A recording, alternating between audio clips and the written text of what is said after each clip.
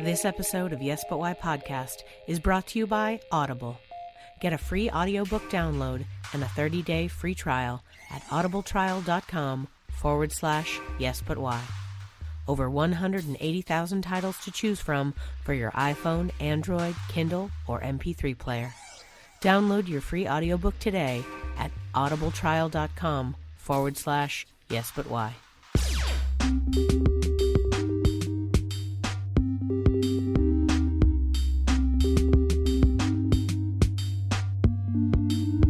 I'm Amy Jordan, and this is Yes But Why podcast.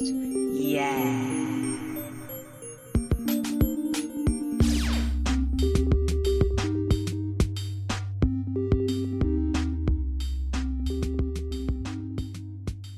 What was the first time in your life that you recognized that you wanted to do performance? Like, you know, it can be when you're a little kid or the first play that you did, or heck, it could be when you turned 20 and someone was like, have you heard about improv? So yes, it was like you said, I was 20 exactly, and I saw an improv play, and I said I was already starting doing theater, like community theater with some friends, but only because we were bored and we wanted to play in a certain frame, different than playing by ourselves. And we got to this community college or school, I don't know the name in English, afternoon class with a lot of just 50 to 60-year-old ladies, me and my best friend. So we started playing and doing like improvisations to get to the text or to a certain play. And then eventually I saw an improv play, and I convinced that same friend to do it, to just let's copy this and let's start doing it. They always say that when I was a kid, I was kind of a clown, and like many kids like to be in the spotlight and the center of attention. And then adolescence and school does their thing, and you stop doing that because you feel awkward or you feel ashamed of that. Yep. But unfortunately, at 20, I got this second shot, and it was crazy because it wasn't comfortable at all. But eventually, got more and more comfortable and more fun, and well, I'm here after that decision. So when you mentioned the class with the 50 and 60-year-old women, was that your community theater class that you were doing plays, or was that the improv class? No, it was the community theater. It was like this old school theater teacher, drama, and alcohol and violence and sex. That was all the plays. The usual topics. Playing with 15 women of my mother's age and 2 20-year-old guys. It was very fun. I bet they loved you. And 2 20-year-old guys. That's so fun. Where was it that you saw that first improv show that inspired you to do it? It was in Buenos Aires, where I used to live. And it was in a very nice traditional theater in Corrientes Avenue, which is the Broadway from Buenos Aires, which all the theaters are there. And it was an improvisation match. It was the French format, competition French format, like similar to theater sports. And my friend heard about that and said, hey, there's a play in which you can take part of. Maybe they ask you things, so you can jump there upstage and just play. And I said, yes, let's do it. And after we saw the show, I said, okay, this is it.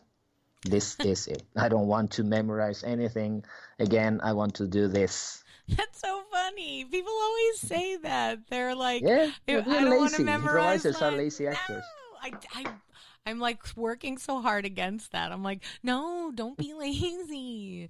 Even improvisers work hard. But yeah, exactly. That's a trick, is that you get into this because you don't want to learn a text, and then it's so much more effort because you get to write it, you get to direct it, and actually play it. So no, I want to go. If I would be lazy, I would go back to to scripted theater. You're right. It's like all the jobs all at once right now, as opposed to let's work nobody on it. tells you that on the first day of improv class. Yeah. I hope this isn't the first episode that my students are listening to. Don't get scared. I teach level 1, so I ease them into it pretty slow. Yeah, that eventually, so they know what to expect. Yeah. First thing, I'm like, just talk. Words out of your mouth. You're great. Oh, man. That's so fun. So this first improv show you saw, you mentioned it was short form games, so it was more fast and fun, and you said a lot of interaction with the audience. Was that the style that you guys ended up doing when you and your friend did it on your own? Did you read books about it, or did you just take a class with the theater in Buenos Aires and then take it from there? It was very hard that time to find anything to read or to watch. This was 2000. Oh yeah. Yeah, year 2000. There was no YouTube, barely. I think we found one text in Spanish from the LNI, which is the Ligue Nationale d'Improvisation de Quebec, which are the people that invented Match, this competition format. So that was our only inspiration. Then eventually we found out about Keith Johnstone's book, Impro, but that was a couple of years after. What we did was copying what we saw and play amongst us in our rehearsals, in our classes. We convinced our teacher to try it, and then we found this small basement in a bar that would allow us to play for free every Friday. So we started doing it with our friends, and basically we were just copying and say, okay, this is how it might be, should be, supposed to be. And then I found out, Googling, I found out there was this group, and they were teaching classes, and I signed up for my first improv class in March 2003. So it was like 3 years of just playing without knowing what we were doing. That's so fascinating to me. I find the idea of that. I've heard so many other people from everywhere all across the world tell me a similar story, that they saw a show and then just winged it with their friends. They're like, let's pretend we know what we're doing, because they're making it up so we can make it up, right? And just the sheer bravery of that, just like the idea of like, yeah, let's try it, is so amazing. Like, I come from such a sort of sheltered environment. All of my improv has been so structured in schools and curriculum and groups of people that were like, this is how it's done. I never, like this idea of just being like, I guess this is what we should do, which is fun and great. Yep. And also like really like the more I talk to people back about then, improv, there were like, many options. There were like 2 or 3 places in Buenos Aires where you could study, and they were like very similar, because improv landed in Argentina in 1988. Yeah. And it was this particular format of competition of match, that it was there, and it was just different ways of looking at it as a show or more as a competition, and that's it. And so until 2005 or 6, that other people started saying, hey, we can do this or we can do that. We didn't know there was another way. So basically it's people playing in a sports-like show, which we love. I particularly love sports, so it was the perfect combination of theater and sports for me, because I really, really enjoyed competition and I took it seriously. And I always knew that the main goal was to do a great show. But if I can actually win the game, win the championship, I will be happier, and I will be very angry and sad when I lost a game, as much as when it was a lousy show. It's like, okay, it was great, people loved it, but we could have done better, or people liked it and I love the show, but damn, we lost. So it was fun, because it was the only form we knew and we didn't know, and eventually when the doors opened and the ceiling went up, it was like, oh, there are so many other things we can do with this technique. It's great that you Until had then, 3 we years, only though. knew it was like a show. We didn't know how much was behind it. Or I guess how much could be behind it. Though, again, just the idea that you guys did it on your own, and it like renews my faith in the idea of improv as this like, I talk about it almost like it's religion. I know that's a lot, but just because it's so like it helps people, it's open to people, and also it's like accessible, and people seek it out even when it's not accessible. Like the fact that you guys did this on your own, it's like that was inside of you. That was something that you needed to express. And I love that even though there wasn't necessarily a person pointing you, do this, do that, you just found it. Did you guys make up more games than, so you had a few that you saw in the shows that were going on, but did you make a few up? Basically, it was like the difference between theater sports and match is that we didn't play these theater sports games like spoiling games, but it was a genre, movie or literally or I don't know, TV, amount of players, amount of time, and whether it was the two teams separate or the two teams at the same time. So we actually knew about games way after. It was just, okay, as a horror movie or as a Western movie or as a romantic movie. That was the premises. And so, yes, what we did was, okay, what other genres do we know or are specific, or can we invent?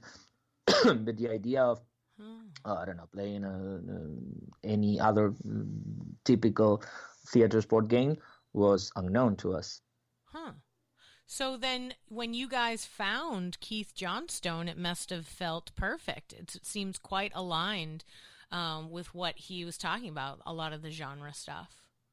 Yes, and what changed was that, okay, that it was part of the idea of the more we can read, the more we can know and understand that this is just a tool, and what you do with it, it's infinite.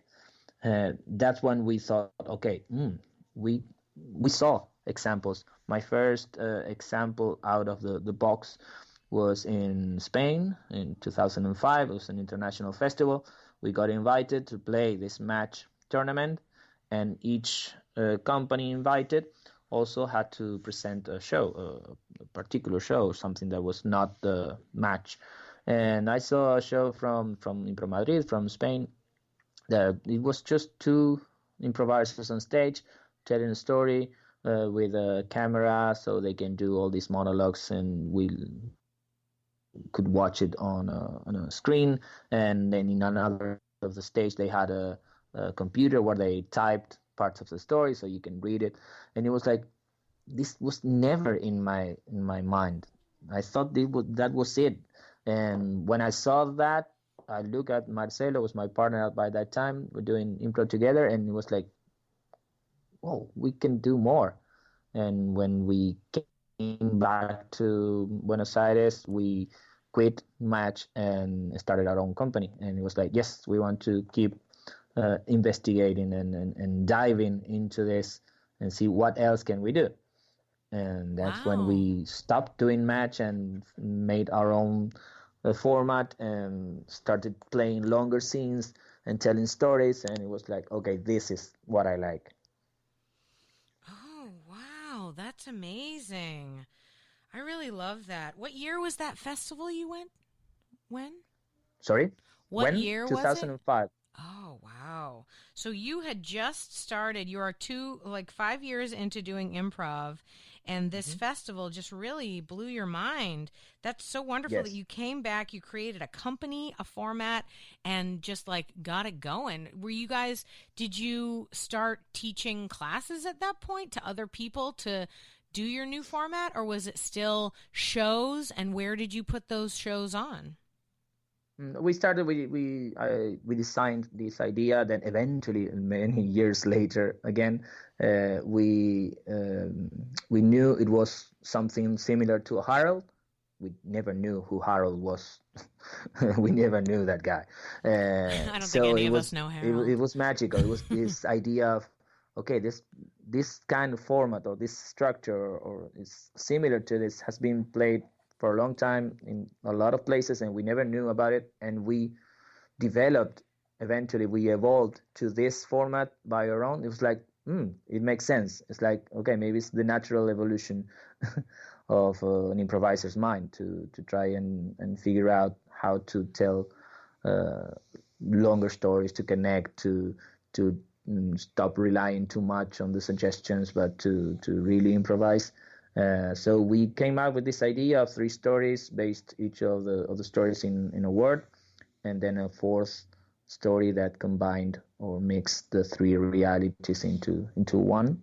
And it was very good. It was there were 3 of us, 3 improvisers actually, and a musician, and it was a very good show. It was the dawn of the long form era in Buenos Aires. It was us, and it was another group called Entre Paréntesis, which means between parentheses, and they did an amazing long form in which they didn't ask for anything to the audience. They didn't ask for any suggestion. It was also groundbreaking, and we were like the first generation of to kill our parents, so in a Freudian way to speak, and risk and say, okay, what else can we do? What was the name of your company? Spread. Sorry? What was the name of your company at this point? Global Impro. Still, it is still my company, which we don't perform, but I'm still Global Impro. I'm still have faith that sometimes I will have my own cast in Madrid called Global Impro again. You can do whatever you want, especially eventually, if your friends are cool with you using the name.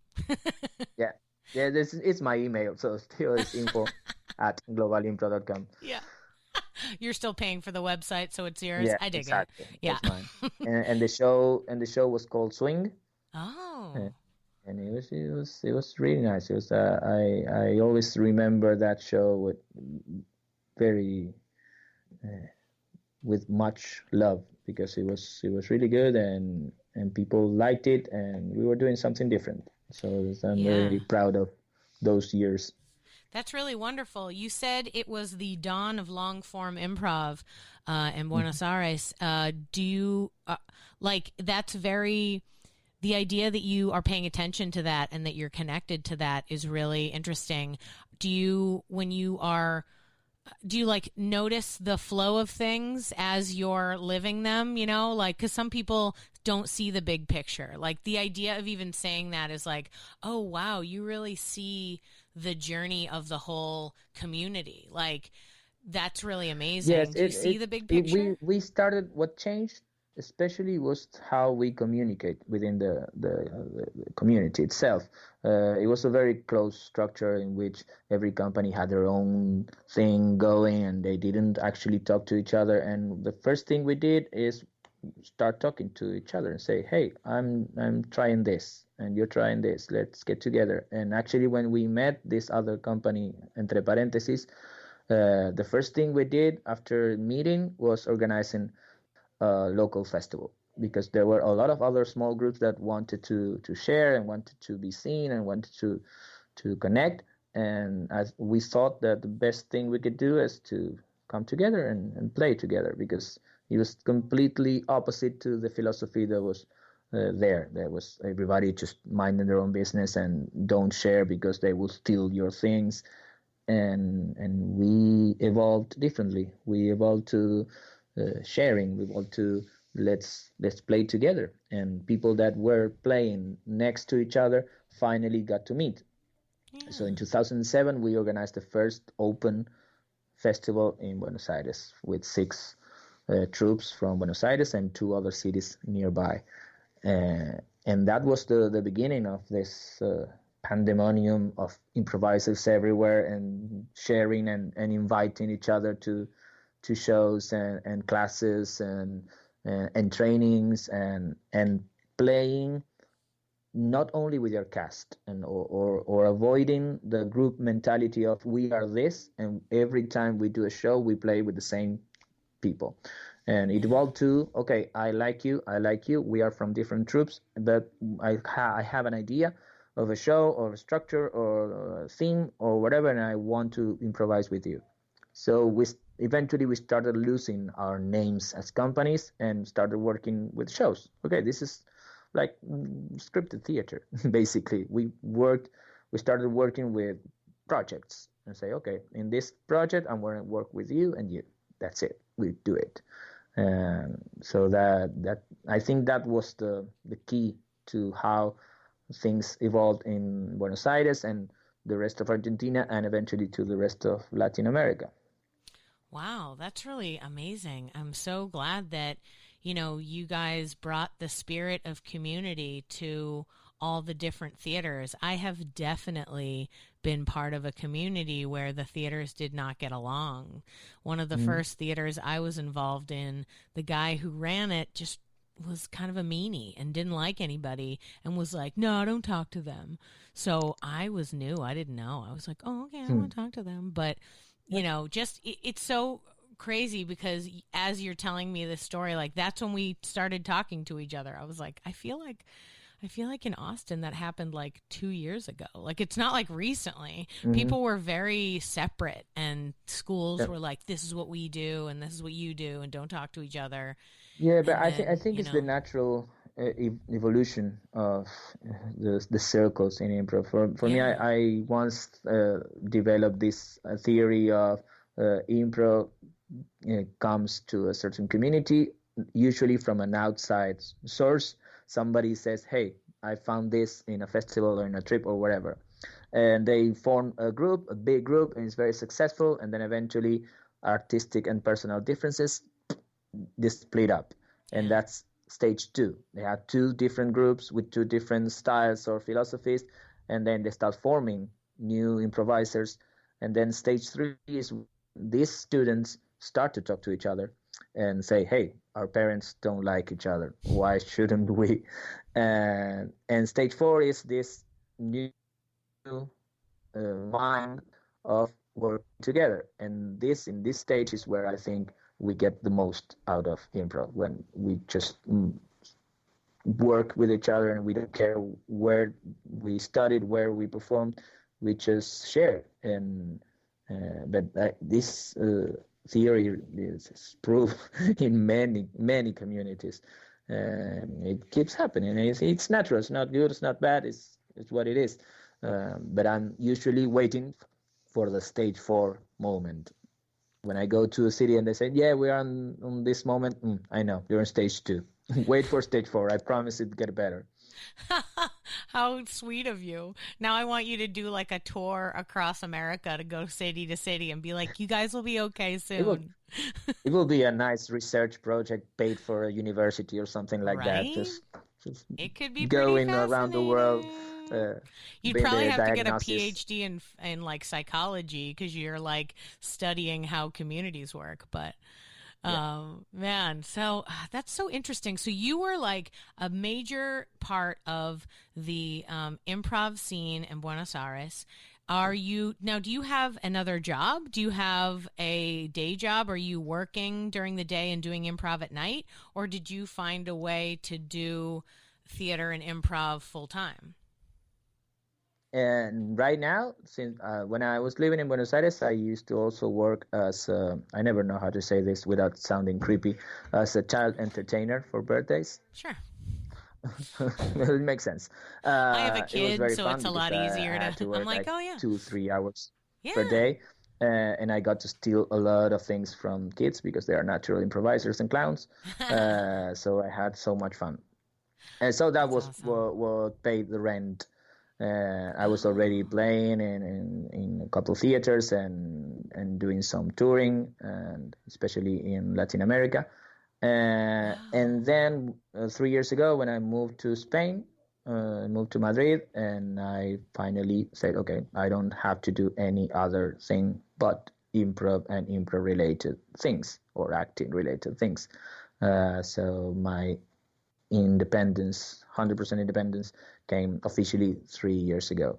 Basically because I'm working the same that in Buenos Aires, but it's easier to live in Spain than in Argentina.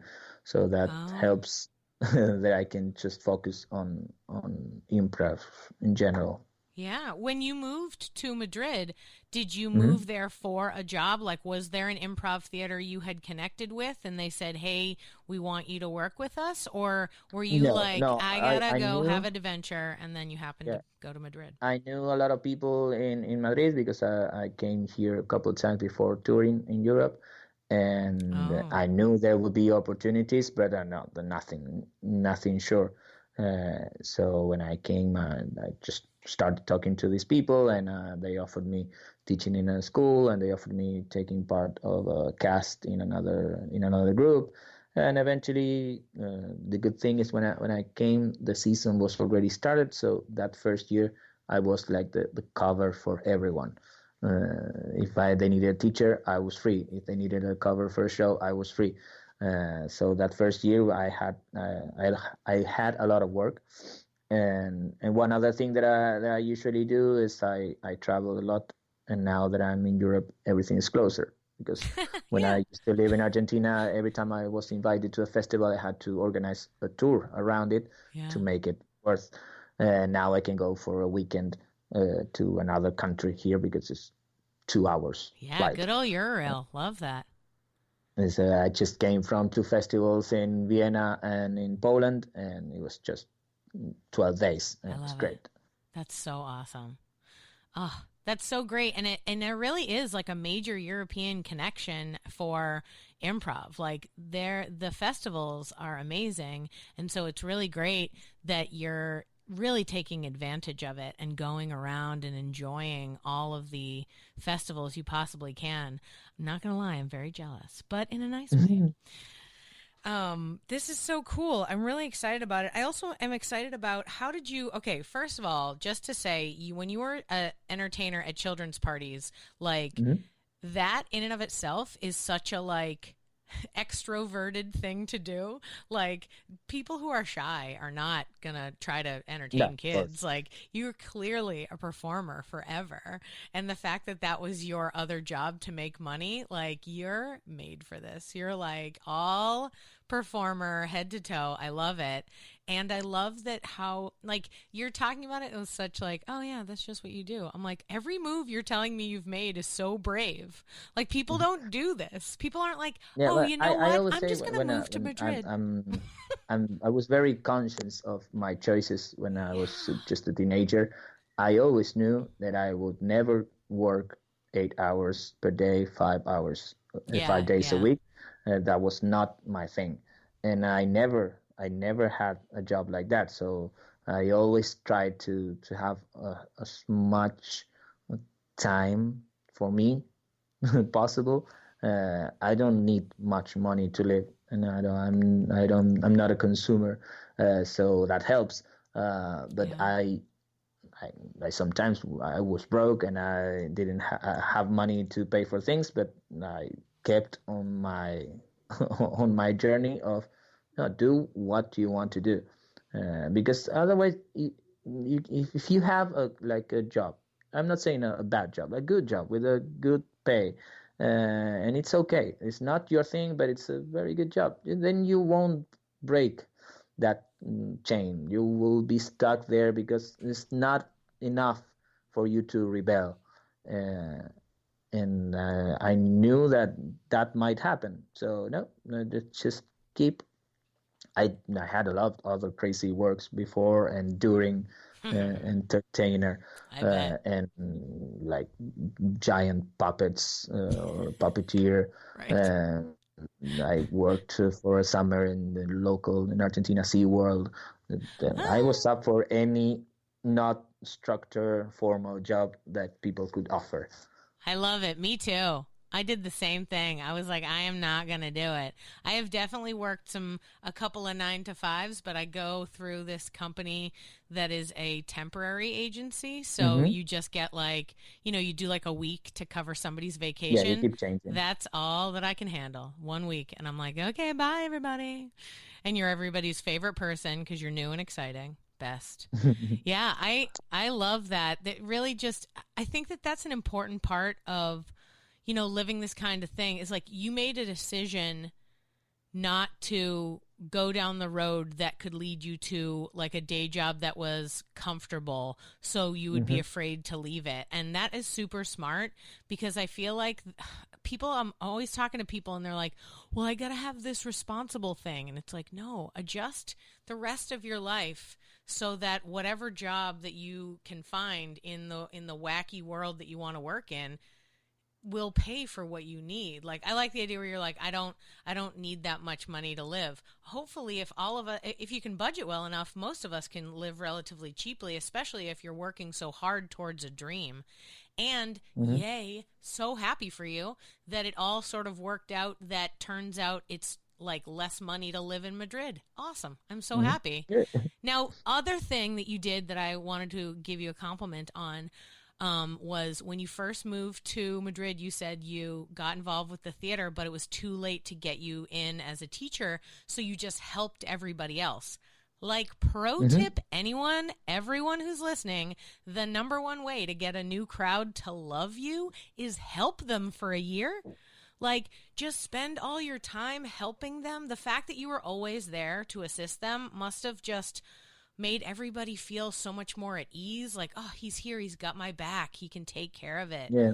Like that. Yes. And then you are everyone's favorite because, you can help and you're always there. And it's like, who's here carrying this box? Who's here when I'm sick and I need a cover for my class? Like, you're saving the day every day, and that's such a good move. I'm sure you didn't do it selfishly. I'm sure you did it selflessly, but I'm just saying it's such a good move because it puts you in such a good position to be friends and to be known as a good person in the new community. Yes, it was. It worked. It worked. So now, what's the name of the theater that you work at in Madrid? I work with a company called El Club de la Impro, and I also work and teach in another school called Impromadrid. The guys I saw 14 years ago and blew my mind. Now I get to work with them now. Oh, yeah? The same people that make me wonder how much can we do with this are the ones I'm working with today. I'm teaching at their school and do some shows with them. I get to play in my favorite team.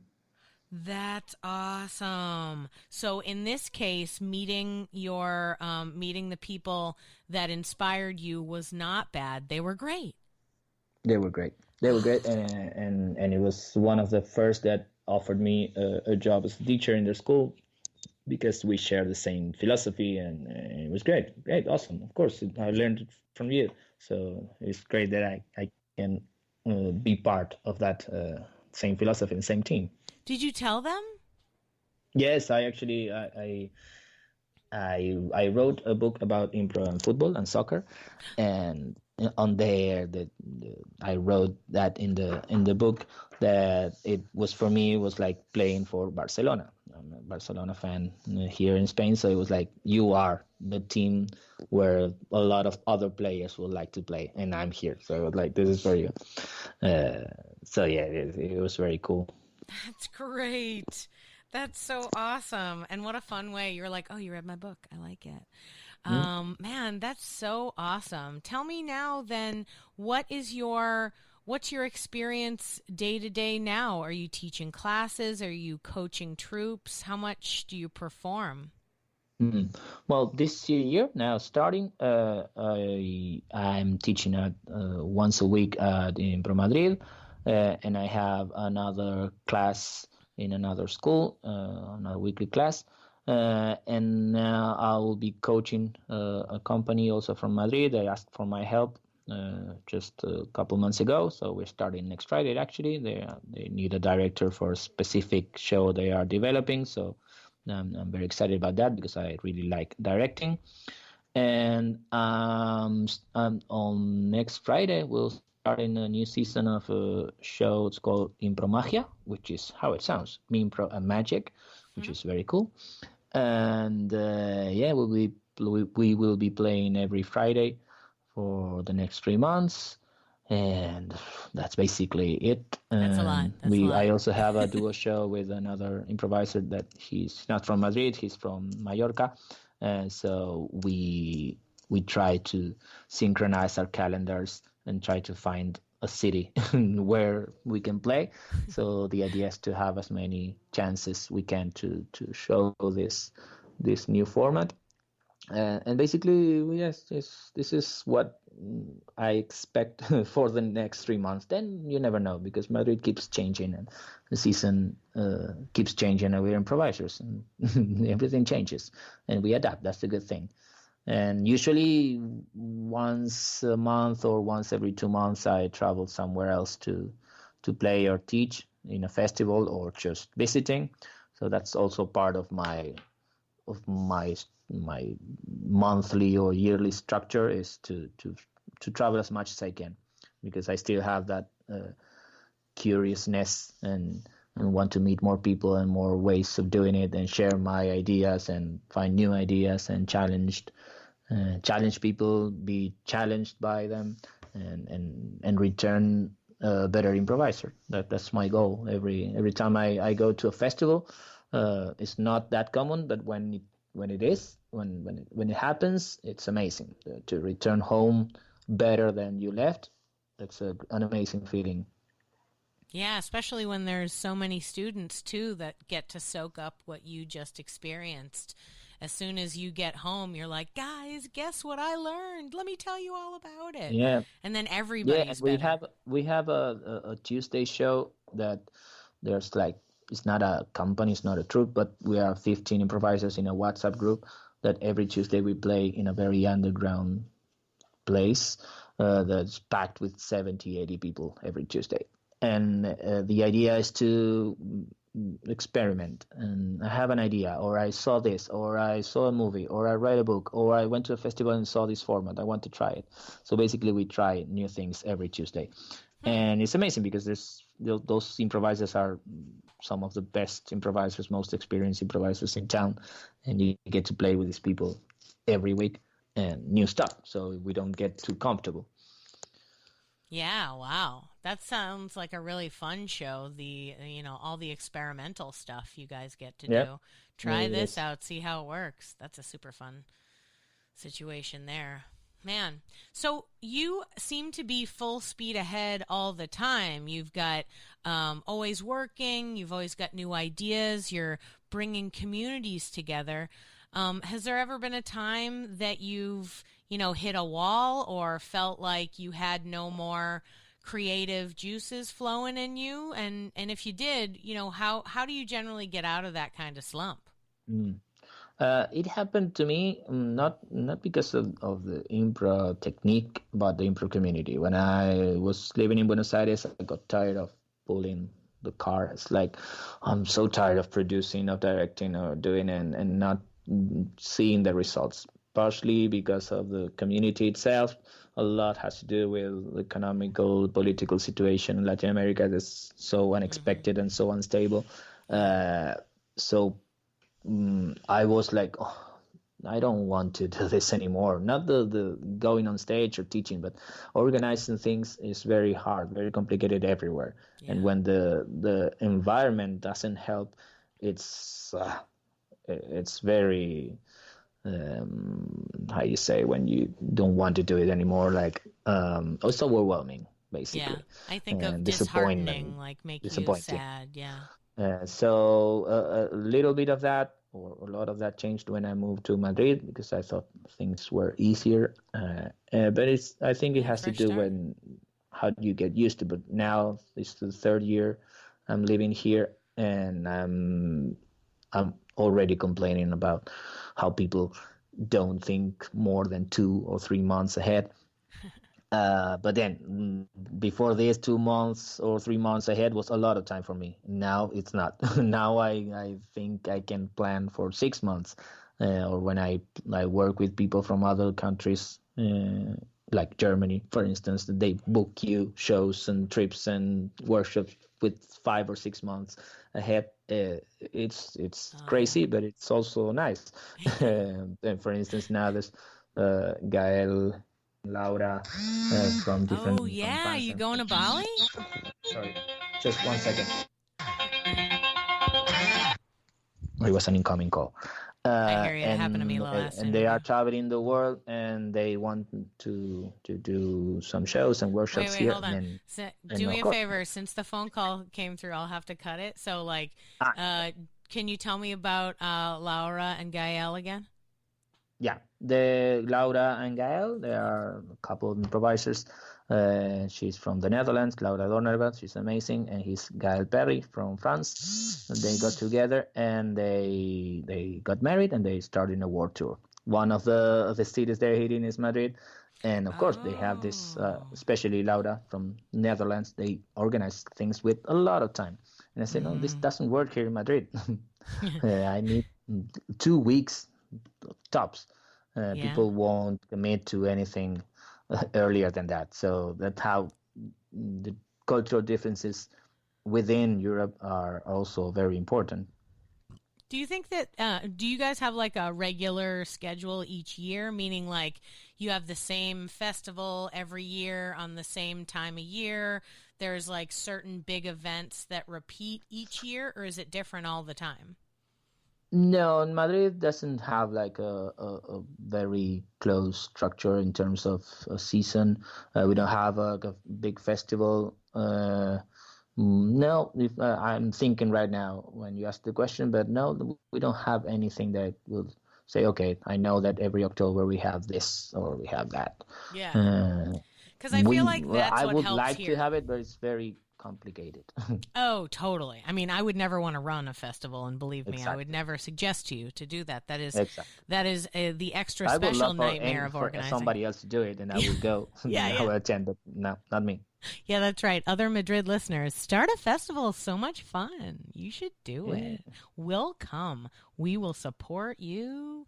But yeah, it's a tough thing. The reason why I asked is in Austin, there's a lot of schools, and so we're not always around each other or connected, but there's a handful of festivals that happen during the year that tend to kind of bring everybody together. It's like, oh, right, it's this again. Hey, everyone, what's up? You know, that kind of thing. Or like every year they do this same party, kind of thing for the whole community. There is something, there's not like a fixed date. It's once in a while that Omar Galvan is another improviser that travels the world a lot. He organizes a marathon. And this year, now the first one is this Saturday, actually, starting 10:30 p.m. and ending 5:30 or 6, something like that a.m. And it's like an epic night when people, especially from Madrid, and people also travel from other cities to Madrid, just to spend the night improvising and sharing and drinking. And it's a pretty cool thing, but it's not something we have it every year, maybe twice a year, but we don't know when. It's like, okay, maybe next month, and Omar organizes it. So yeah, that would do. Yeah.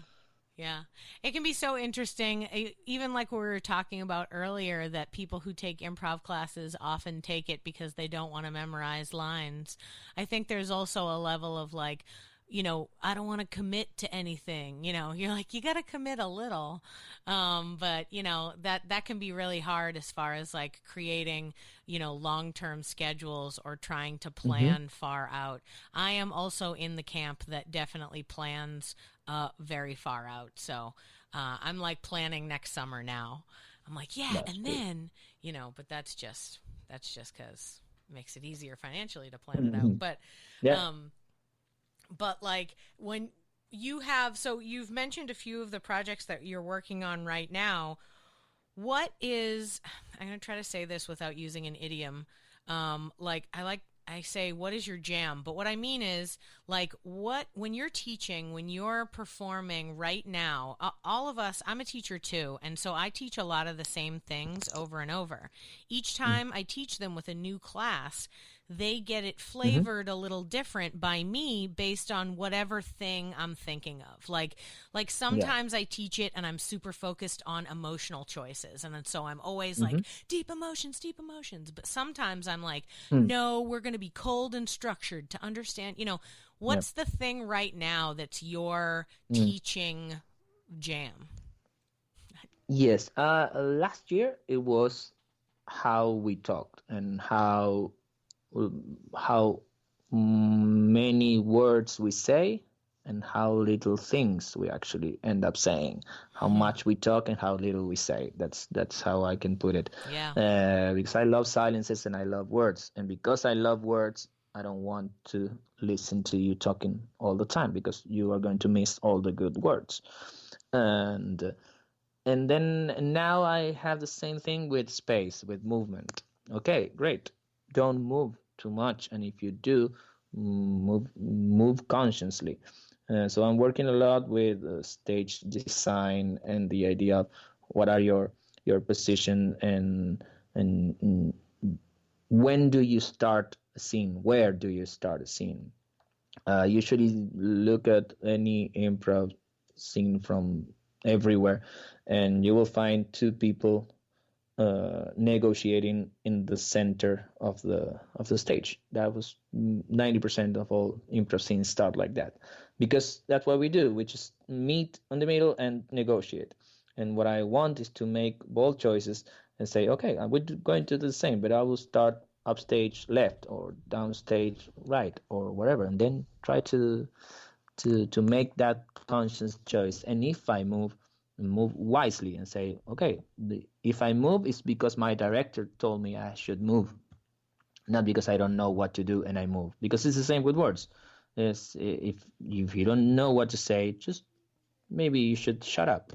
Maybe you should stay silent. Yeah. And eventually, when that phrase appears, then it will be much stronger. And it's the same with movements. If you just stand still, consciously still, not dead on stage, but still, and the other person is working around you, then when you move, everything changes. So it has a lot to do with viewpoints and how we react to speed, to rhythm, to break the structure.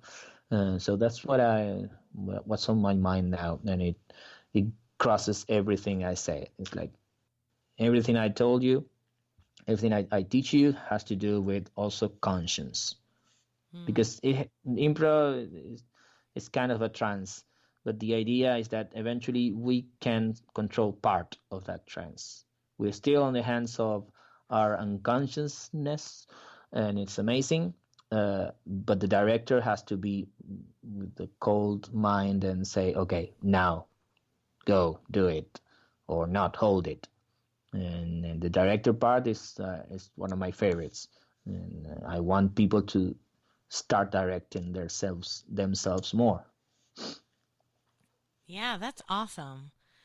Cool. That's a really great idea to be focused on for your classes. I hope that you have a wonderful semester of classes that you can really sink your teeth into, and your students will come out much better and more excited for it. That's so great. Awesome. Well, thank you so much for being on the podcast. I appreciate you taking time out of your day to share your experiences and your journey with the audience. Well, my pleasure, and thank you for thinking about me. And so glad to be part of this improv podcast community, so more people can listen to what I have to say, not because it's me, but because it's somebody from another circle, which is one of my first main concerns, that people would know what's happening outside their cities, their communities, and it's great.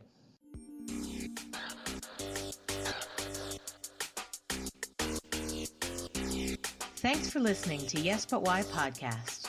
Check out all our episodes on yesbutwhypodcast.com or check out all the content on our network, HC Universal, at hcuniversalnetwork.com.